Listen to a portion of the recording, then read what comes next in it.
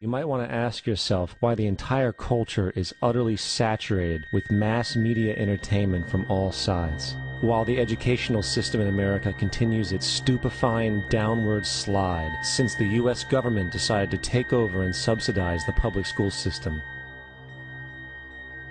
What your government pays for, it gets.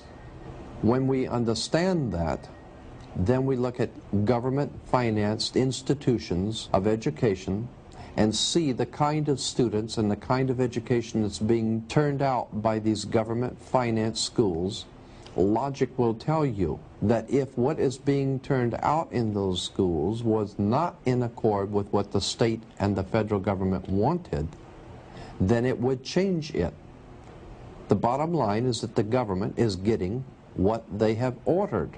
They do not want your children to be educated.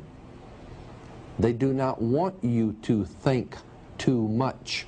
That is why our country and our world has become so proliferated with entertainments, mass media, television shows, amusement parks, drugs, alcohol, and every kind of entertainment to keep the human mind entertained, so that you don't get in the way of important people by doing too much thinking. You had better wake up and understand that there are people who are guiding your life and you don't even know it. We're in a lot of trouble because you people and 62 million other Americans are listening to me right now, because less than 3% of you people read books. Because less than 15% of you read newspapers. Because the only truth you know is what you get over this tube. Right now, there is an entire generation that never knew anything that didn't come out of this tube. This tube is the gospel, the ultimate revelation. This tube can make or break presidents, popes, prime ministers. This tube is the most awesome goddamn force in the whole godless world. And woe is us if it ever falls into the hands of the wrong people. And when the largest company in the world controls the most awesome goddamn propaganda force in the whole godless world, who knows what shit will be peddled for truth on this network. So you listen to me. Listen to me. Television is not the truth. Television is a goddamn amusement park.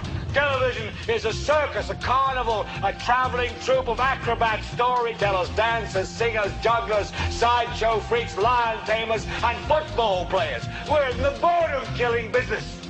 But you people sit there day after day, night after night, all ages, colors, creeds.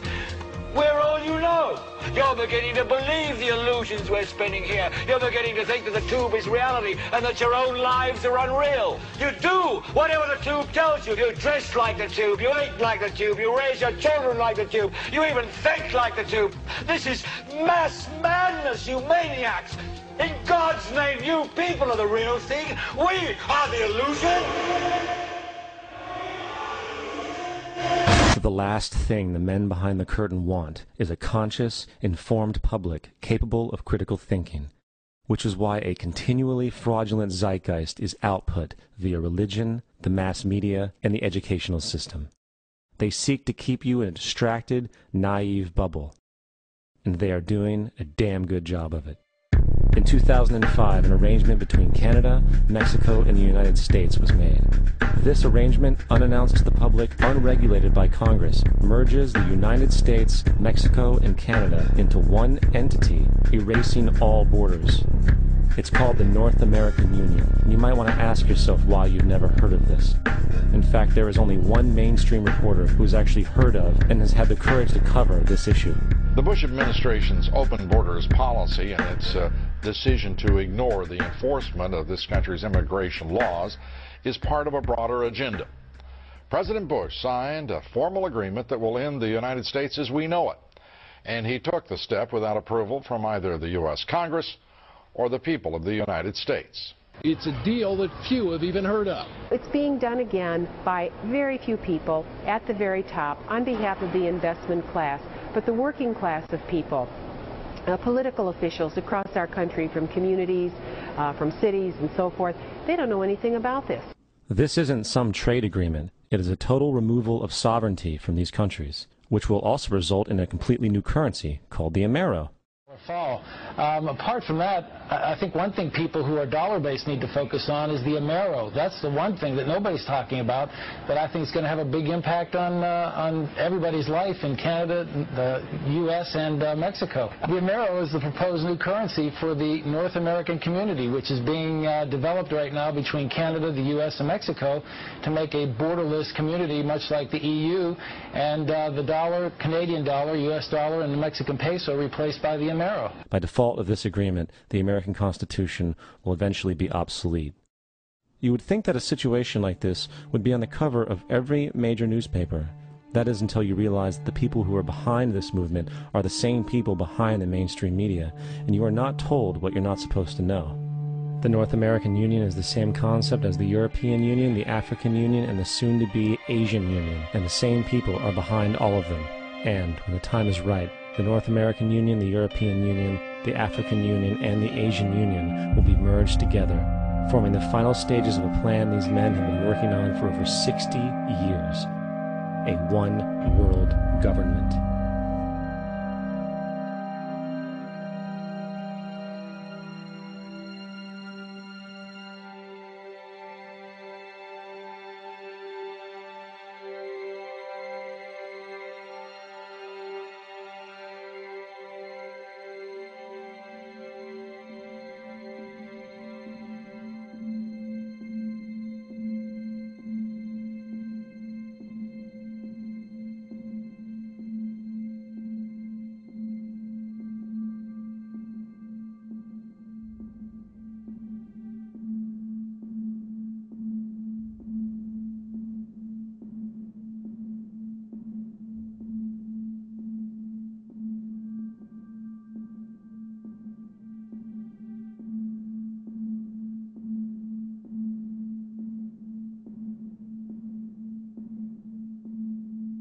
One bank, one army, one center of power.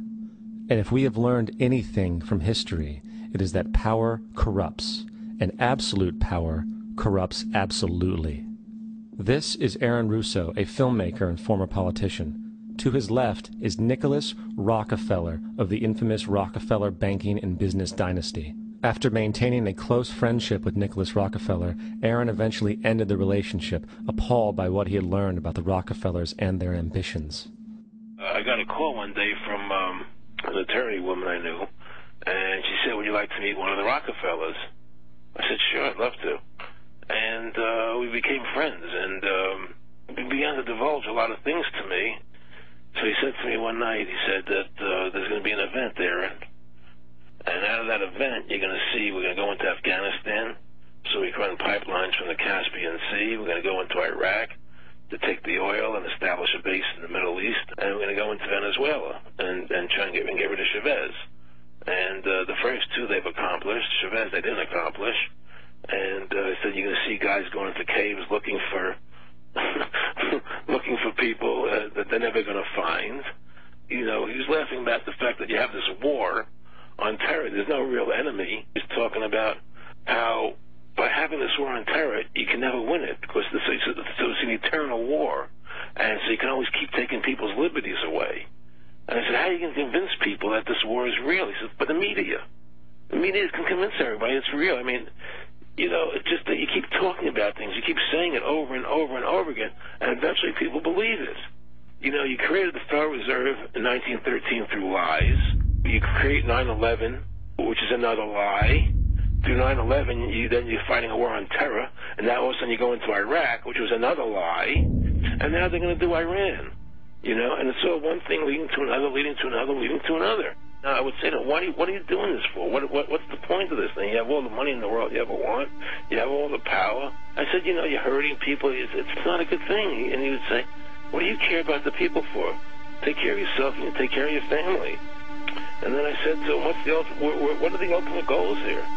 He said, the ultimate goal is to get everybody in this world chipped with the RFID chip and have all money be on those chips and everything on those chips. And if anybody wants to protest what we do or violate what we want, we just turn off their chip.